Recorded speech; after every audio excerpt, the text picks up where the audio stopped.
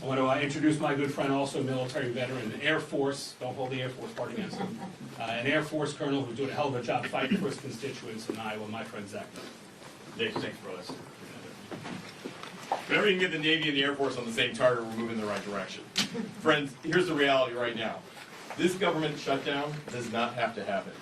We have a reality before us where 1.5 million troops, both those active duty and those in the Guard and Reserve, are on pins and needles where they're going to be able to feed their family marching forward. I am so proud to be standing with fellow patriots up here, many of them who have served. I'm one of those members who have served not only in combat, but continue to serve in my reserve capacity in NATO. I've already committed my drill this weekend, and speaking with frontline members who are serving in uniform, our brothers and sisters, the sons and daughters of families who have sacrificed to have their child be in the military.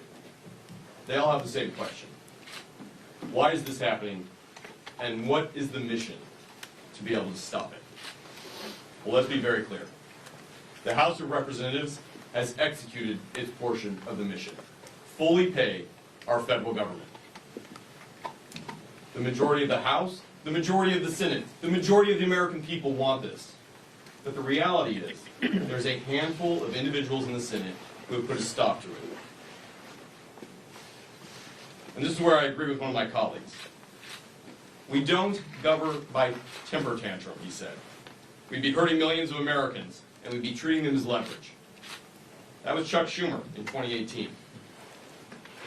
Another colleague said, this is irresponsible. No, it's reckless. My other colleague, Nancy Pelosi, but that was in 2013. A fellow colleague said, it's not normal to hold 800,000 workers, or in this case, over 1 million military members and their paychecks hostage. That was from AOC in 2019.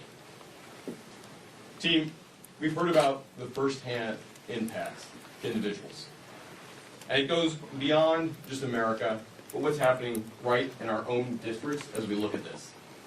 Today, 15,000 National Guardsmen from Iowa were in danger of not being able to decide whether to put a down payment on a new car or being able to put food in the refrigerator. 2,000 of those members are right now deployed on the front lines in U.S. CENTCOM in Iraq. And even more of their families are wondering not only will they be safe, but will they be able to take care of their kiddos back home. So I called them up. And I said, hey, First Class Chase Holmes is a sergeant with our Iowa National Guard. He's currently preparing operations to be able to defend the country overseas. But because of the shutdown, critical joint training between his team and NATO was canceled. We spoke with an Iowa Guardsman and chaplain for the 224th Combat Engineers Battalion, Caleb Weiner. He is leading part of the 1,800 Guardsmen currently deployed to the northern part of Iraq right now. And he told me plainly, we're working, but we don't know if we'll get paid. I'll put my life on the line, but I hope someone's there to take care of my family if my paycheck doesn't come through. These aren't theoretical. These are real people, real impact, real costs. Let's be blunt. The shutdown of the government has only one hostile actor, and there's a few individuals in the Senate who refuse to put the country before the hostage of the 350+ million Americans they've taken.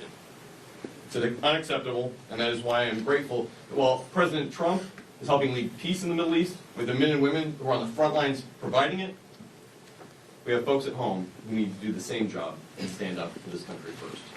Thank you to my colleagues, but most importantly, thank you to all our federal workers, and God bless our troops.